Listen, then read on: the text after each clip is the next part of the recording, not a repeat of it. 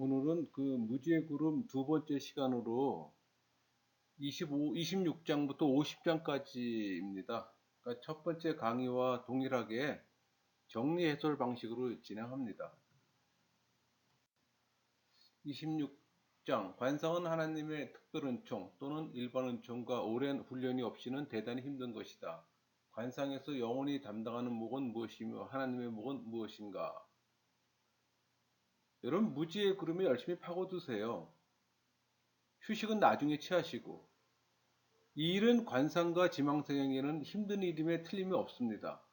하나님의 은혜가 아니면 오랜 시간에 걸쳐 익숙해지기 전까지는 힘들어요. 여기서 힘들다는 것은 무슨 의미일까요? 물론 의지에서 샘솟는 뜨거운 사랑이 있다면 힘들지 않습니다. 그런데 절박한 충동이란 자동적으로 생기는 것이 아니라 전능하신 하나님 손길에서 나오는 거예요. 그러니까 하나님은 자발적인 영혼에게는 언제라도 이런 충동을 심어줄 준비가 되어 있는 분입니다. 그렇다면 수련의 어느 대목이 힘들까요? 그것은 온갖 기억을 억누르고 망각의 구름으로 덮어버리는 겁니다. 바로 이 대목이 힘든 이유는 이것이 하나님의 은혜에 힘입어 우리가 해내야 할 일이기 때문에 갈급한 사랑의 발현은 전적으로 하나님의 목입니다. 그러나 여러분이 할 일을 다 하세요. 하나님은 도우십니다. 매진하세요. 여러분 하나님 느끼지 않습니까? 그렇다면 실로 부끄러운 일이죠. 신앙인하기는. 힘껏 노력하세요. 그러면 수련이 쉬워지는 것을 깨닫게 될 겁니다. 처음에는 힘들지만 믿음이 생기면 훨씬 더 수월해져요. 심지어 노력을 하지 않아도 됩니다. 그러니까 하나님께서는 종종 모든 일을 손수해 주시기 때문에 그렇다고 뭐 항상 그런 것은 아니고 하나님이 원하실 때 원하시는 만큼 해주실 뿐입니다. 그럴 때면 여러분은 하나님께서 뜻대로 움직이도록 놓아두고 그저 그냥 행복을 누리기만 하면 되는 거예요. 그럴 때 하나님은 한 줄기 영적인 빛을 쏘아 보내서 이 무지의 구름을 꿰뚫습니다. 그러니까 하나님의 비밀의 일부를 보여주는 거예요. 그럴 때 여러분의 애정이 하나님 사랑의 불길로 세차게 타오르는 걸 느낄 겁니다. 27장 이런 은총의 역사에 몸담아야 할 사람은 누구인가? 어떤 사람이 그 관상에 뛰어들어야 하는가 묻는다면 대답은 이렇습니다. 그러니까 활동 생활이 아닌 관상 생활로 알려진 그 일을 위해서 진실하면서 또 신중하게 세상을 버리는 사람이라면 모두가 거기에 해당합니다. 그런 사람은 은혜에 힘입어 이 생활을 시작할 수가 있어야 합니다. 28장 양심이 악한 행위를 완전히 씻어내기 전까지는 그 누구도 관상가가 될 생각을 말아야 한다. 언제 그 관상에 착수하느냐고 묻는다면 이렇게 대답할 겁니다. 과거의 범한 죄로 더럽혀진 마음을 성령 세례로 깨끗이 씻어내기 전까지는 안 됩니다. 이 말은 관상은 회심 이후 남게 되는 죄의 뿌리와 근원을 제거하게 됩니다. 그러므로 이 관상 수련에 그 착수하는 사람은 회심을 경험해야 돼요. 회심 경험한 후에 비로소 대담하면서도 겸손한 자세로 관상에 투신할 수가 있게 되는 겁니다. 그러니까 종교인은 먼저 신앙인이 되어야 합니다. 자신이 관상에서 멀어져 있던 기간이 얼마나 되는지 되돌아볼 필요가 있어요. 왜냐하면 영혼이 평생도록 매달려 죽어야 하는 것이 바로 이 수련이기 때문에. 그러니까 영혼은 육신에 있는 동안에는 이 무지의 구름을 체험하기 마련입니다.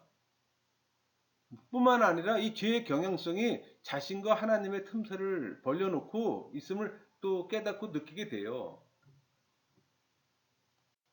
29장 사람은 이 수련 과정에서 끊임없이 자기를 단련하며 고통을 견디고 어느 누구도 판단하지 않아야 한다.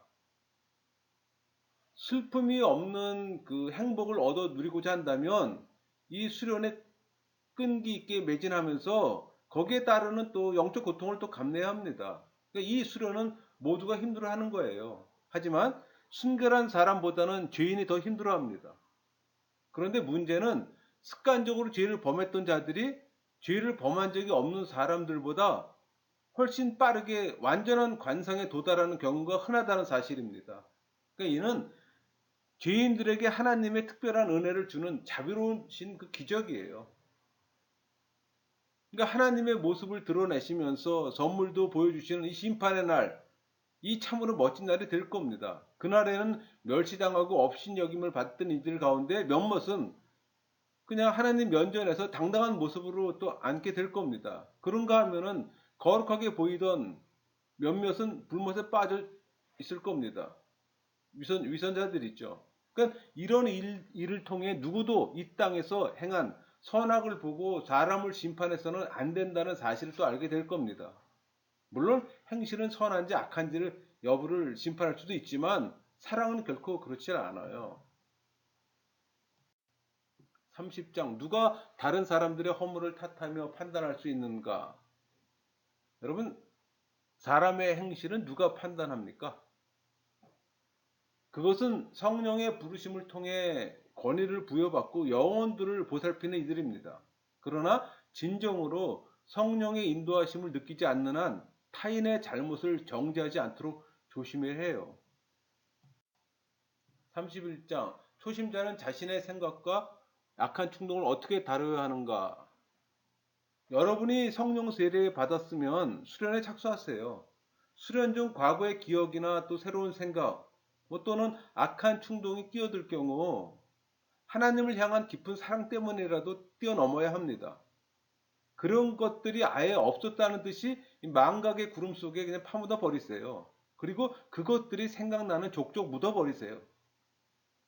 그 일이 힘들거든 모든 방법을 사용해서 물리치세요. 이런 방법은 하나님한테 체험으로 배우는 것이 훨씬 낫습니다.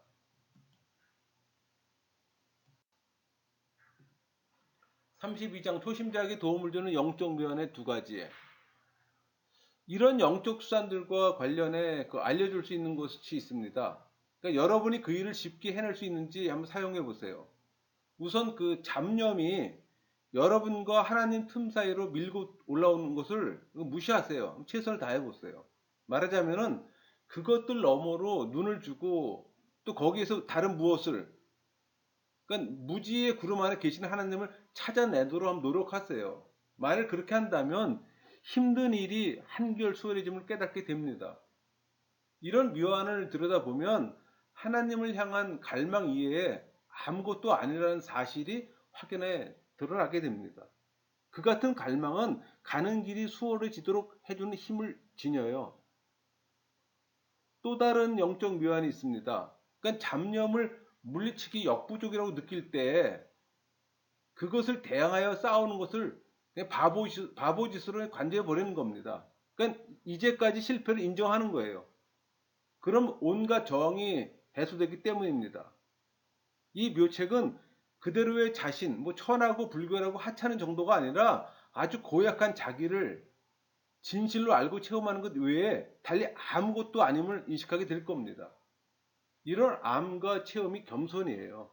이 겸손은 하나님이 장애물을 제거해주고 또 영혼의 연약함을 도와주시고 위로해 주실 겁니다. 마치 곰에게 물려 죽을 뻔한 자식을 달래는 아버지처럼. 33장 죄인은 이 수련을 통해 자신의 특정한 죄와 그 벌을 씻어내지만 이 땅에서 진정한 휴식을 얻어 누리지는 못한다. 여러분이 할 수 있는 만큼 열심히 일에 꾸준히 매진하세요. 이런 테크닉을 터득할 때까지 어려움이 무엇이든지 겸손하게 견뎌보세요.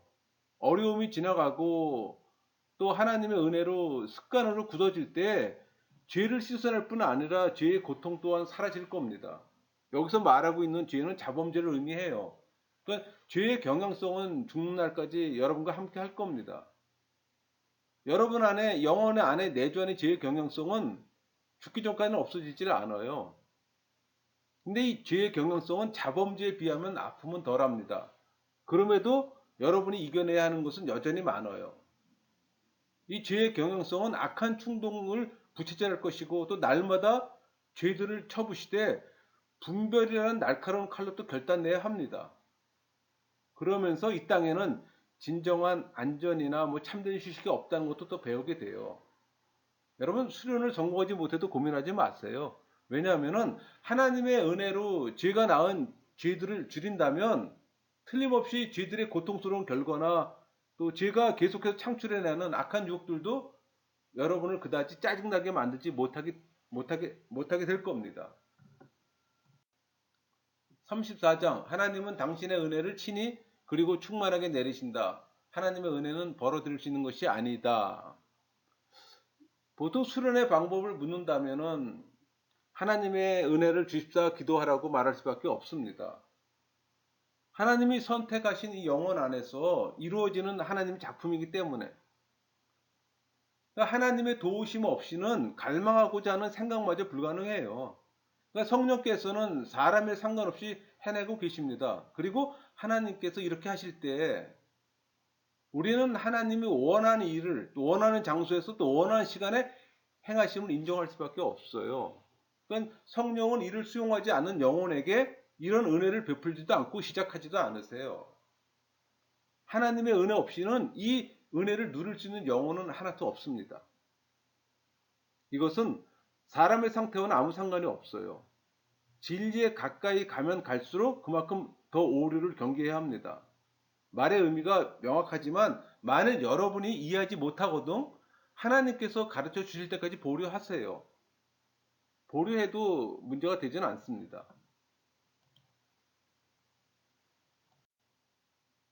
그리고 교만을 조심하세요. 교만은 하나님의 은혜를 모독하고 또 죄인들의 힘이 됩니다. 만일 겸손하다면 하나님께서 관상의 그 공로와 상관없이 무상으로 베풀고 계신다는 것을 여러분이 감지할 겁니다. 이 관상이라는 선물을 받으면 이 영혼이 이를 실천할 수 있고 또 스스로가 실천하고 있음을 또 깨닫게 됩니다. 이 관상의 능력은 관상 그 자체이고 관상을 할 수 있다고 느끼는 사람만이 관상이 가능한 법입니다. 그러니까 하나님의 활동이 없으면 영혼은 죽은 거나 마찬가지예요. 관상을 바라거나 갈망할 수가 없게 됩니다.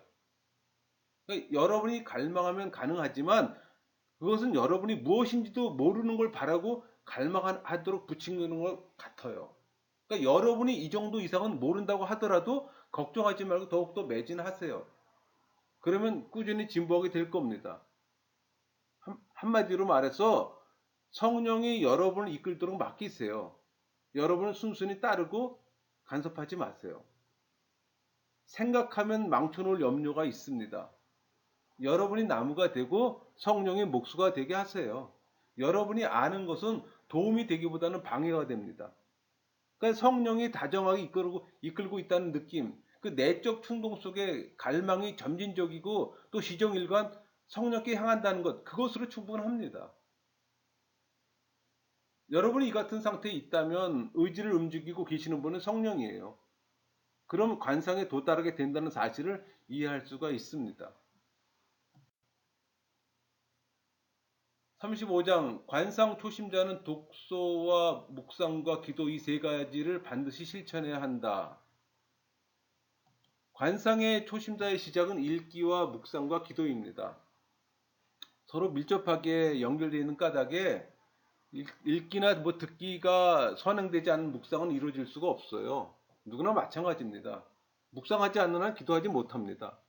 하나님의 말씀은 글로 기록되었던 구두로 표현되었던 하나의 거울과 같습니다. 영적으로 말해서 영혼의 눈은 이성이에요. 양심은 영적 얼굴입니다. 거울을 보거나 누군가 말해주지 않는 한 얼굴에 무엇이 묻은 것을 알지 못하듯이 영적으로도 빈번하게 범한 이 죄로 말미암아 이 소경이 된 영혼은 하나님의 말씀을 읽거나 듣지 않고서는 자기 양심이 더러운 때가 묻었다는 걸 몰라요. 거울을 보든 누군가 말해주든 얼굴에 무엇이 묻어 있다는 것을 알게 되면 그때야 말끔히 씻어냈잖아요. 만일 이 떼자국이 고의적인 죄라면 샘은 신앙의 공동체가 될 것이고 물은 고백이 됩니다.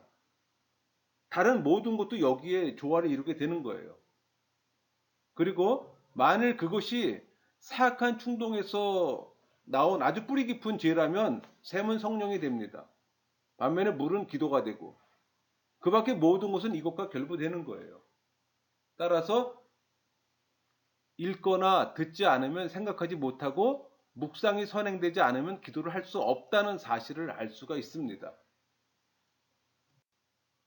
36장 관상가의 묵상. 묵상은 자신의 사악함이나 하나님의 선하심을 더듬어 아는 자각이자 순간적 깨달음입니다. 이런 순간적 인식과 깨달음은 사람보다 성령에게서 얻는 경우가 훨씬 많아요. 여러분이 이 단계에서 자신의 사악함이나 하나님의 선하심을 주제로 묵상하되 스스로 선택한 죄나 하나님 또는 그 유사한 낱말을 하나를 끝까지 파고든다고 하더라도 전혀 문제가 되지 않아요. 이 문제에서 하나님의 은혜가 주어집니다. 묵상함으로써 영성을 높일 수 있는 것처럼 상상력으로 분석하거나 설명하지 마세요. 관상 시간에 이런 일을 해야 한다고는 믿지 않습니다. 다만 낱말들이 있는 그대로를 전체적으로 받아들이면 되는 거예요. 죄란 세세하게 열거하는 것이 아니라 덩어리 전체로 의미를 갖는 바, 아는 바로 그 자체예요. 그러니까 여러분이 죄를 갖고 본능적으로 깨달아 아는 이 같은 각성은 여러분을 지독한 미치광이로 만들어야 마땅합니다. 그 정도로 미쳐야 된다는 얘기예요. 하지만 여러분을 바라보는 그 누구도 그런 사실을 눈치채지 못합니다.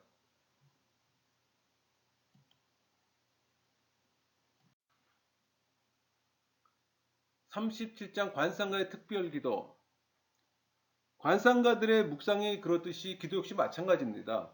왜냐하면 이 관상가들은 기도 전이든 도중이든 마음 먹거나 계획을 세우지 않아도 자연스럽게 하나님께로 나아갑니다. 만일 기도가 말로 이루어진다면 아주 짧은 낱말로 이루어집니다. 짧을수록 좋아요. 기도하는 음절로 될 이 짤막한 낱말이라면 성령의 역사도 한결 적합합니다. 그러니까 왜냐하면 이 관상가는 영적으로 늘 항상 가장 높은 최고의 봉우리에 살아야하기 때문에, 예를 들면은 화재가 났어요. 그러면 도움을 요청해야 되잖아요. 그때 도움을 요청할 때 장황한 말을 늘어놓지 않잖아요. 절박함을 표출하는데 많은 시간이 필요하지 않아요. 자신의 공포감을 짤막한 단어로 표시하잖아요. 불이야, 도와주세요. 한음절로 나타냅니다. 마찬가지로 이 한음절은 말하거나 생각하는 수준에 그치지 않고 영혼 밑바닥에 깔린 의향을 표출을 낼 때 동일한 효과를 발휘합니다. 이것은 영혼의 높이를 그대로 드러내는데, 이런 문제에 있어서 높이, 깊이, 넓이, 길이가 모두 똑같은 의미를 같아요. 그러기에 이 짤막한 단어는 생각 없이 낭송하는 긴 시편보다 하나님의 귀에 훨씬 신속하게 파고듭니다. 그래서 그런 말 있잖아요. 짤막한 기도가 천상을 꿰뚫는다는 말. 이런 의미예요. 38장 짧은 기도가 하늘을 관통한다. 한음절로 된 짤막한 기도가 천상을 꿰뚫는 이유가 뭘까요? 그것은 기도하는 사람이 심령의 높이와 깊이와 길이와 넓이를 다해서 온전한 마음으로 기도하는 까닭입니다. 여기에서 이 높이를 다한다 함은 심령의 능력 전체가 실리기 때문에, 또 깊이가 다한다 함은 짧은 음절 속에 심령이 알고 있는 모든 것이 다 담기기 때문에, 또 길이를 다한다 함은 심령이 지금 느끼는 것을 언제나 느끼는 그대로일 수밖에 없고, 따라서 지금 하나님께 부르짖는 그대로 늘 하나님께 부르짖을 것 때문에, 여기서 넓이라 함은 심령이 스스로에게 바라는 바를 모든 사람에게도 두루 이루어지기를 바랄 것이기 때문에, 이 시기에 영혼은 사도 바울이 말한 대로 영원 무궁하고 한없이 사랑하시고 전능하시고 전지하신 하나님의 길이, 넓이, 높이, 깊이, 그게 무엇인가를 이야기 되는 겁니다. 그러니까 하나님의 무궁하심이 그분의 길이요, 하나님의 사랑이 그분의 넓이요, 하나님의 권능이 그분의 높이요, 하나님의 지혜가 그분의 깊이인 겁니다. 그러니까 하나님의 형상으로 빚어진 이 영혼의 기도를 하나님께서 금방 들어주신다고 해서 모두가 놀라울 것은 아니에요. 만일 은혜로 그 심령의 높이와 깊이와 길이와 넓이를 다해 짧은 음절로 부르짖었다면, 번민에 찬 부르짖음 때문에 하나님은 기도를 들어주시고 도와주실 겁니다. 하나님께서 영혼의 높이와 깊이와 뭐 길이와 넓이를 다해 이 부르짖는 영적 울부짖음의 그 보이실 자비와 연민은 당연합니다. 하나님께서는 인간이 은혜로 얻는 것 모두를 본성적으로 소유하고 계시잖아요. 하나님께서 소유하신 자비는 비교할 수 없을 정도로 큽니다. 다만 우리가 경험하지 못할 뿐이지. 39장 관상들은 어떤 자세로 기도해야 하며 무슨 기도를 해야 하는가? 소리 기도를 바칠 경우 무슨 말이 가장 알맞는가? 우리의 심령의 높이, 깊이, 길이, 넓이를 다해 기도해야 합니다. 많은 말이 아니라 단어 음절로 짤막한 단어로. 어떤 단어가 여기에 해당할까요? 물론 그 단어는 기도의 본질에 부합해야 합니다. 그렇다면 그런 단어로는 어떤 것이 있을까? 우선 그 기도가 무엇인가를 먼저 살펴야 합니다. 그러면 어떤 낱말이 기도의 본질에 가장 부합되는지 확실하게 알 수가 있어요. 여러분, 기도란 선을 취하고 악을 제거하기 위해 우리의 의지를 하나님께 향하도록 배치하는 자리매김입니다. 모든 악은 죄로 함축되는 만큼 인간 그 관계면에서나 본질적인 각도에서 생각해 보면 이 악을 제거하려는 의향을 갖고 기도할 때 이 죄라는 짤막한 낱말 외에 더 이상 것은 말할 필요가 없는 겁니다. 만약에 선을 취할 의향으로 기도할 경우는 다른 단어 필요 없어요. 하나님만으로도 가능합니다. 왜냐하면 모든 선한 것들은 모두 하나님 안에 내재하고 있기 때문에.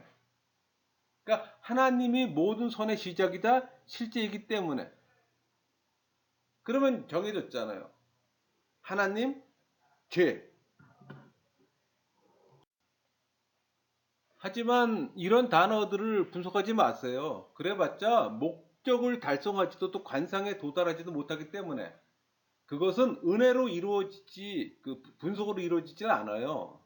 그러니까 하나님께서 여러분에게 사용하도록 인도하시는 낱말들 외에 그 어떤 것도 기도에 사용하지 마세요. 하지만 만일 하나님께서 이런 낱말로 인도하신다면 다시 말해서 만일 그 단어를 기도에 사용하고 있다면 절대로 이를 문제로 삼지 않을 겁니다. 이런 낱말들은 간결한 것들이에요. 하지만 기도가 짧아야 한다고 해서 기도를 자주 하는 일을 소홀히 해서 된다는 얘기는 아닙니다. 그러니까 기도에는 심령의 길을 다해야 하며 또 원하는 바를 달성할 때까지는 기도를 중단해서는 안 돼요. 여러분, 재난 속에서 필요한 도움을 얻어낼 때 불이야 도와줘요. 이 짤막한 부르짖음을 결코 멈추지 않잖아요. 40장 관상에는 덕이든 악이든 신경을 쓰지 않는다. 마찬가지로 이 죄라는 단어의 의미로 여러분의 그 심령을 채울 뿐 그것이 교만인가 시기인가 탐욕인가를 따지고 분석할 필요가 없습니다. 관상가에게 죄의 종류나 크기는 문제가 되질 않아요. 관상가는 관상이 임하고 있고 사소한 죄라도 다 크게 생각하기 때문에 죄를 세세하게 따지지 말고 전체적으로 하나의 덩어리로 느끼세요. 그리고 그 전체가 여러분임을 감지하세요. 마음속으로 끊임없이 부르짖으세요. 죄, 도와주소서, 도와주소서, 도와주소서. 이 같은 영적 부르짖음을 사람에게 배우기보다 하나님께 체험으로 배우는 편이 훨씬 좋습니다. 이것은 철저히 영적일 때 최상이에요. 물론 경우에 따라서는 죄에 대한 부담으로 견디지 못한 마음이 말로 터져 나올 때도 있어요. 그러니까 하나님이라는 이 짤막한 단어도 똑같은 방법으로 사용하세요. 심령을 이 낱말에 담긴 이 내적 의미를 채우되 그것이 뭐 육적이냐 영적이냐 판단하지 마세요. 관상가에게는 아무 의미 없습니다. 성령 안에서는 선을 발견하고 체험합니다.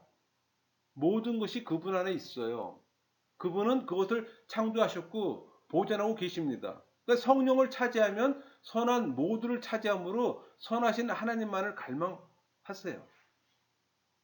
그러므로 은혜 안에서 할 수 있는 한 똑같이 행동하면서 마음을 다해 하나님의 전부를 구하세요.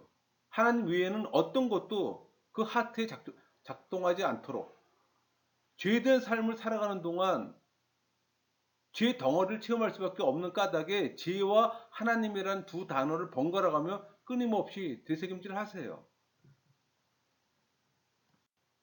41장 사람은 무슨 일에서나 분별력을 활용해야 하지만 관상에서는 예외다. 만일 여러분이 수련하면서 분별해야 할 일이 무엇이냐고 묻는다면 대답은 아무것도 없다입니다. 일상의 삶에서는 분별력을 활용해야 하며 그래야 지나치거나 부족한 사태를 막을 수가 있어요. 하지만 이 수련에서는 분별력을 잊으세요. 다만 여러분이 사는 동안 이 수련을 단념하지 마세요. 그렇다고 해서 항상 관상을 하라는 말은 아닙니다. 그런 일은 불가능해요. 혼란스럽게 만드는 이런저런 부조화 또는 자연적인 욕구가 심각한 장애물로 나타나서 그 관상을 방해합니다. 하지만 현실적으로 못하면 마음이라도 늘 이 수련에 매달려야 합니다. 하나님의 사랑을 생각해서 할 수 있는 데까지 하시고 어떤 약점의 원인이 작용하지 않도록 하세요. 중요한 것은 그 침착성과 순수한 마음의 그 자세를 요구하는 것이 바로 관상입니다. 하지만 하나님의 그 사랑을 생각해서 육체와 영혼을 보살피는데 깊은 관심을 기울여 가능한 한 건강을 지키세요. 온갖 노력에도 불구하고 질병이 나면 인내를 가지고 또 겸허하게 하나님의 자비를 구하시고 바로 이것이 필요한 전부입니다. 그러니까 질병이나 환란 속에서 보여주는 인내야말로 건강할 때 볼 수 있는 믿음보다 훨씬 더 큰 기쁨을 하나님께서는 선사하는 경우가 많습니다. 42장 다른 어떤 길도 아닌 바로 이 길을 통해서만 진실로 분별 있는 자가 될 수 있다. 여러분 음식과 수면 등의 문제와 관련해서 자신을 적절하게 통제하려면 어떻게 하느냐고 질문하는 경우들이 있어요. 대답은 간단합니다. 형편대로 하세요. 매일 중단 없이 수련을 하다 보면 모든 일을 언제 시작하고 중단할지를 분별 있게 알게 됩니다. 이 수련에 매진하는 이 영혼이 세속적인 문제로 잘못을 저지르지 않아요. 만약 그렇다면 언제고 이를 그르칠 유형입니다. 영적 활동에 마음을 다해 관심을 보일 수 있다면 의식주의 일은 비교적 냉정한 시각으로 바라보세요. 이런 문제는 잘못의 득과 실보다는 냉정한 시각으로 바라보는 편이 올바른 분별력을 얻게 해줍니다. 체험이 가르쳐줘요. 여러분은 맹목적인 사랑으로 소유하고자 하는 하나님, 없애고자 하는 죄만을 생각하세요. 여러분은 하나님이 필요하고 죄에 관해 모든 것을 압니다. 선하신 하나님께서 도우시는 것은 지금이야말로 여러분이 하나님을 필요로 하고 있기 때문에 43장 완전한 관상가가 되고자 하면 모든 지식과 자의식을 버려야 한다. 영혼 안에서는 성령 외에는 어떤 것도 작용하지 못하도록 하세요. 그러니까 하나님이 아닌 모든 것을 제압하고 이 망각의 구름 아래로 묻어버리도록 노력을 하세요. 이 일에서는 자신과 심지어는 하나님을 위해 한 일까지 잊어야 함을 또 명심해야 합니다. 그러니까 여러분의 영혼 안에 출현하는 것이 하나님이 아니면 싫어해야 합니다. 싫어하지 않으면 끼어들어요. 끼어들면 죄의 덩어리를 인식하고 그게 자신임을 인식할 때 자신을 싫어해도 이상할 것이 조금도 없습니다. 왜냐하면 그것은 내재하는 죄의 경향성이기 때문에. 그러므로 여러분 자신에 대한 지식과 체험부터 무시하세요. 왜냐하면 지식과 체험은 자기 인식과 자기 체험에 의존하기 때문에. 그래서 자기 사랑이 잊혀지면 다른 것들도 잊혀집니다. 그럼에도 자신의 존재를 의식하는 강한 인식이 여러분과 하나님 사이를 가로막고 있음을 발견하게 됩니다. 그리고 관상을 완전한 형태로 체험하자면 그 전에 이런 인식까지도 사라지지 않으면 안 되는 겁니다. 44장 이 같은 지식과 자의식을 없애는 일에서 본인이 담당하는 목. 그럼 자기 자신의 존재를 의식하는 이런 강한 인식을 제거하는 방법을 질문할 겁니다. 왜냐하면 이것을 제거하면 다른 모든 어려움도 사라질 것이라고 생각하기 때문에. 그리고 그런 생각은 옳아요. 하나님의 은혜와 그것을 원하는 소망 없이는 존재를 의식하는 이 강한 인식이 제거되기는 불가능합니다. 그리고 이 소망은 심령이 통해 자복하는 애절한 마음의 슬픔이에요. 그러나 이런 슬픔 속에서는 분별력이 필요합니다. 육체나 영혼의 불필요한 긴장을 갖지 않도록 조심하세요. 그보다는 침묵으로 슬픔에 몰두하세요. 참된 슬픔, 이 완전한 슬픔에 도달할 수 있다면 만사가 해결입니다. 누구나 슬퍼할 일이 있지만 이 슬픔에 비하면 다른 슬픔은 보잘것 없습니다. 진정한 슬픔을 체험하는 사람은 자신의 있는 그대로 알고 느끼는 사람이기 때문에 이런 슬픔을 한 번도 맛보지 못한 사람은 완전한 슬픔이 뭔지 모르고 있다고 생각해야 합니다. 이 완전한 슬픔을 경험할 때 영혼에서 죄를 벗겨내고 죄에 따른 고통까지 씻어줍니다. 그 영혼의 기쁨이 너무 강렬해 자기 존재에 대한 인식을 제거하는 그런 기쁨을 맛볼 수 있도록 준비하세요. 이 슬픔이 순수한 경우 열망으로 가득 차게 됩니다. 이런 열망이 없으면 누구도 그 같은 슬픔에 견뎌낼 수가 없습니다. 왜냐하면 영혼이 선한 노력을 통해 강해지지 않으면 존재를 인식하는 데서 오는 고통을 감당할 수 없기 때문에 여러분 사랑은 하나님을 인식하면서도 미칠 지경으로 슬픔에 젖는 일이 잦아요. 그래서 그만큼 통곡하며 자신을 저주하고 비난하는 겁니다. 한마디로 자신의 짐이 무거운 나머지 하나님께 기쁨이 되기만 한다면 무슨 일이 일어나든 개의치 않게 됩니다. 하지만 이런 극심한 슬픔 속에서도 자살을 생각하지 않아요. 그것은 하나님께 대한 모독이기 때문에 자신의 존재를 의식하는 강한 인식에서 벗어나고자 열망하고 매진하고 그런 가운데 은혜 주신 하나님께 감사를 드립니다. 이 같은 슬픔과 열망은 모두가 이런저런 형태로 체험하게 됩니다. 여러분들이 인식하지 못할 뿐이에요. 하나님께서는 선하신 뜻에 따라 영적 제자들을 가르치고자 스스로 낮추고 계십니다. 제자들은 영혼과 육체를 거기에 맞도록 준비시킬 때 비로소 완전한 사랑 안에서 하나님과 합일할 수가 있습니다. 물론 하나님께서 허락하실 때만. 45장 반드시 택해야 할 뚜렷한 오류들. 경고의 메시지가 있어요. 영적 시험을 받지 않은 경험 없는 제자는 현혹당할 공산이 매우 큽니다. 그러니까 충고를 받아들이지 않으면 영적으로는 괴상한 생각에 빠져들고 또 교만하고 강한 호기심에 사로잡혀요. 현혹당한다는 얘기입니다. 그러니까 수련 초보자에게 누군가가 이런 슬픔과 열망에 관한 이야기를 들려줍니다. 예를 드는 거예요. 그러면 하나님의 사랑을 느끼고자 하는 소망을 부단히 유지하자면 어떻게 하는가를 들려주는 내용이잖아요. 그러면 그들은 어리석은 마음에 당장 그 말이 의도하는 영적인 의미가 아닌 육적이고 물질적인 의미로 받아들인다는 얘기예요. 왜? 수준이 그 정도뿐이 안 되기 때문에. 게다가 그들은 은혜 없이 교만하며 또 영적인 호기심에 무리하게도 추진해 금방 지칩니다. 그러니까 육체적, 정신적 무기력증에 빠지는 거예요. 그리고는 내적인 삶을 외면하고 영혼과 육신의 휴식이라는 미명하에 공허하고 거짓되고 그 물질적인 그 위안을 외부에서 구합니다.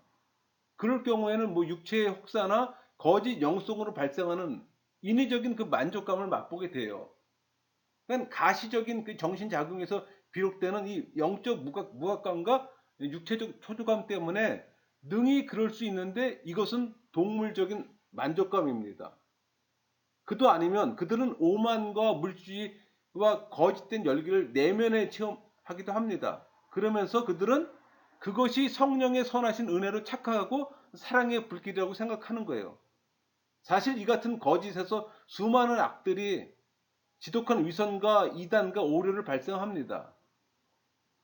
여러분 하나님의 학교에서는 진실한 체험의 지식이 뒤따르듯이 악마의 학교에서도 거짓된 체험에 거짓된 지식이 뒤따릅니다.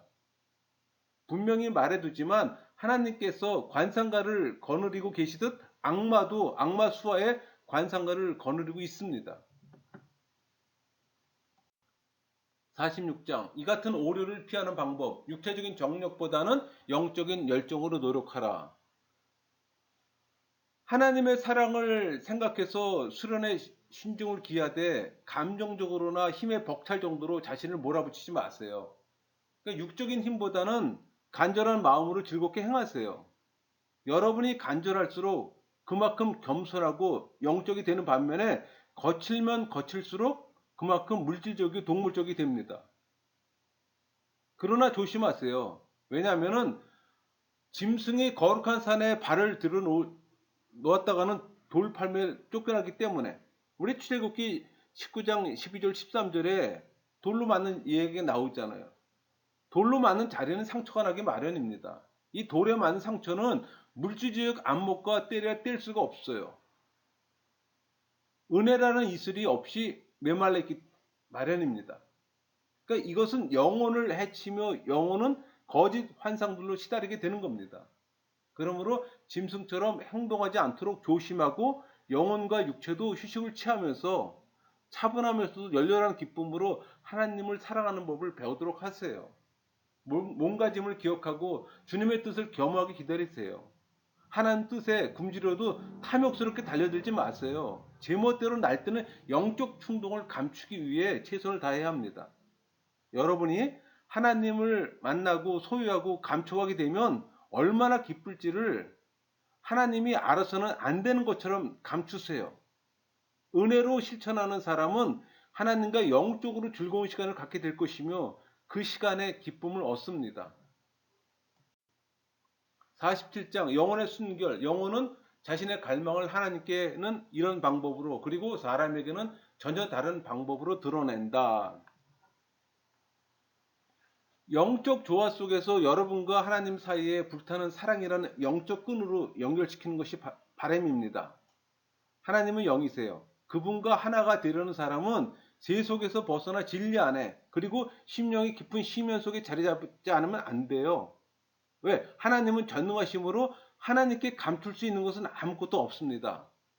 하나님은 영이신 만큼 그분께는 영혼 속에 내재하는 죄보다 더 선명하고 확연하게 드러납니다. 왜냐하면 이 죄의 경향성은 본성상 하나님과 멀리 있기 때문에 그러니 위해서 우리의 열망에 죄의 요소가 섞여 있으면 하나님과 멀리 떨어져 있어 보이는 겁니다.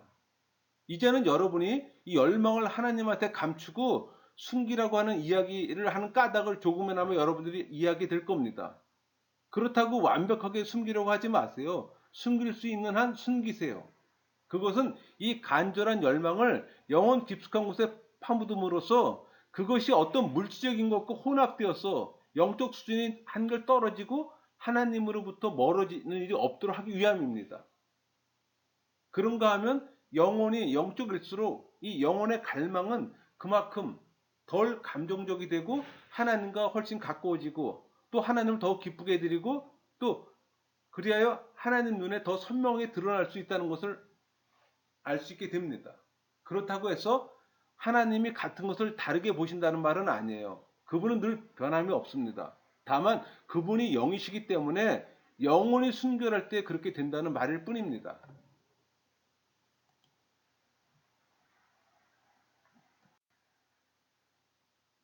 48장 하나님은 육체와 영혼을 섬김을 받으시며 양쪽으로 보답하신다. 선입한 유한을 악과 구별하는 법.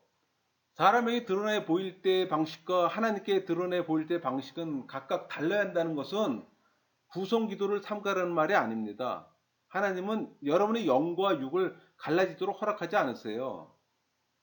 왜냐하면 하나님께서는 영과 육 동시에 함께 섬김을 받고자 하시고 또 천상의 보상을 영혼과 마찬가지로 육신에게도 내리고자 하시기 때문에 이 보상을 미리 맛보여주는 의미에서 육신을 지극히 놀라운 감미로움과 위안으로 더 불타오르게 하십니다.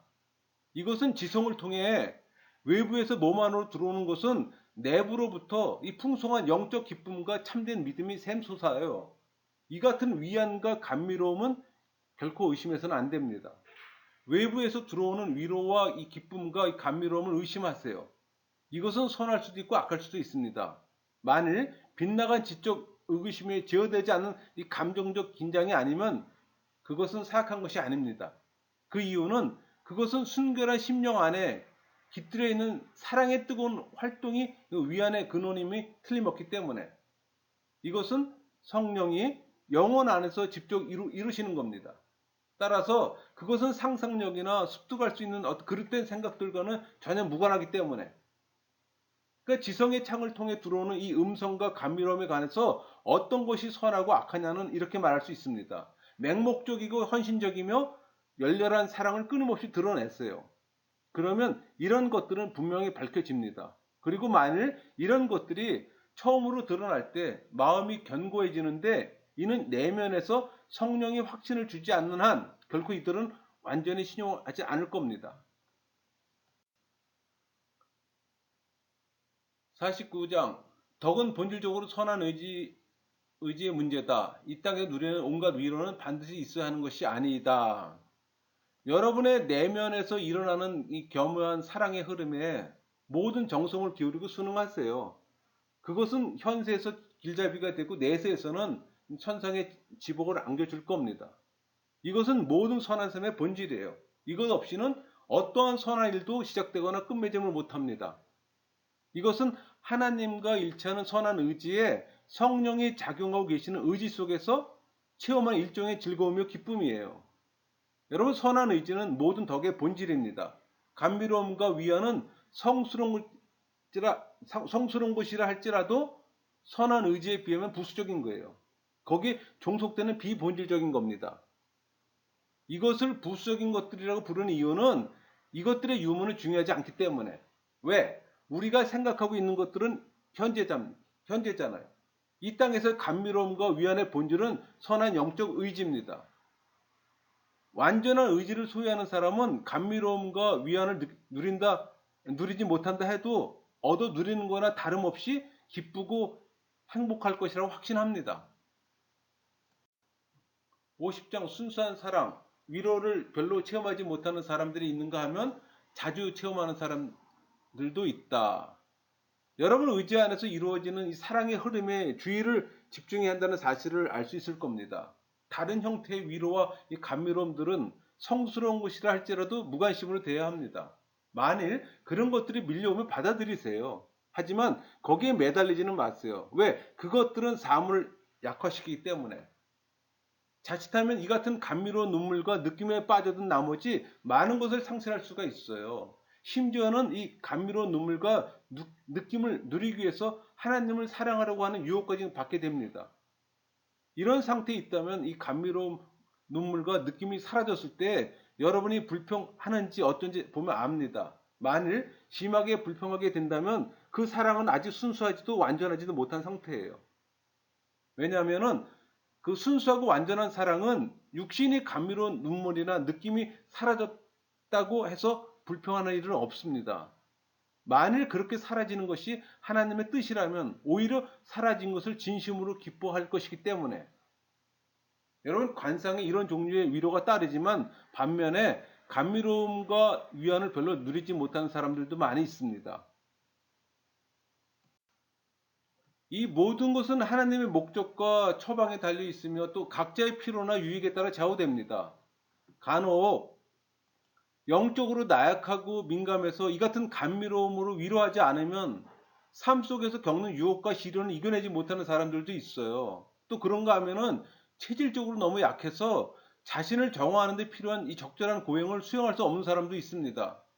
그러니까 자비로우신 주님께서는 이런 사람들의 심령을 감미로운 눈물과 정서로 또 말끔히 씻어주세요. 하지만 영적으로 강인해서 이 감미로운 감정으로 지원받을 필요가 없는 사람들도 있습니다. 다르게 표현하면은 경건하고 겸손하고 충만한 사랑과 순한 의지를 들어 올리는 과정에서 자신의 영혼으로부터 충분한 위로를 끌어낼 수 있는 사람들이 있다는 얘기입니다. 어느 쪽이 하나님께 더 거룩하고 더 사랑스러운지는 하나님만이 아실 뿐입니다.